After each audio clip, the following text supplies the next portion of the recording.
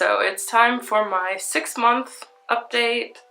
The truth is, it's been 6.5 months now. It kind of took me a while to get around to this, but I wrote up my notes 2 weeks ago, so they are definitely relevant to the 3 to 6 month period. So I definitely noticed that, so you guys know I had my hair actually knotted like this, and then I had a rubber band over the knot. When I took the rubber bands and knots out, of course the hair is going to be a little bit longer, but what I noticed during this period is that my hair actually got a lot longer. Like, it's been growing a lot faster, which has been really surprising because my hair generally grows really slowly. I'm definitely in the teenage lock phase, which is when they're going to be at their messiest, and I know you kind of just have to embrace that messiness like actual teenagers because there's nothing you can do about it. But the thing is, I gotta admit, it was not the right time to take out the rubber bands because they were already getting into a messy phase, and then not having the rubber bands to give them that sense of structure allowed them to get even wilder and freer, and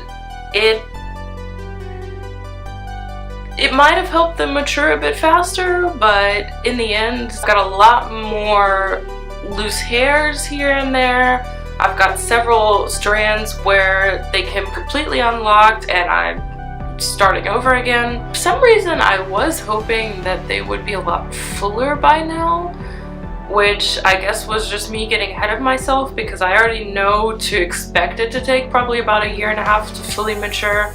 So it's definitely not that time yet, but I mean, quite a few of them definitely are a lot fuller and rounder looking than they were initially, but you can still see when it's like laying, you still sort of see these spaces between them, and I was hoping that they would get to that point where they just like lay flat and nice. I have dealt with a lot of breakage while detangling, like just trying to keep them separated.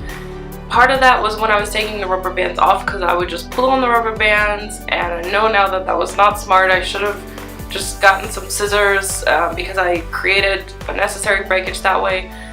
But another part of it is when they kind of start meshing together at the base and it's difficult to get them apart. You know, sometimes I'll sit there and really work with it, and sometimes I'm just impatient, or it seems like there's no other way, and you just like pull on a hair until it snaps. And I know it's not good, but sometimes I feel like there's just no other way. Like it would take way too much to sit there and find a way to like unknot every single hair that overlaps. Yeah, and of course that definitely contributes to how wild and messy it looks. Normally I would have a lot of like short broken hairs from twisting it, but now it's actually have new growth, and the hair is, at one point I calculated that my hair grows about 1 inch every 3 months,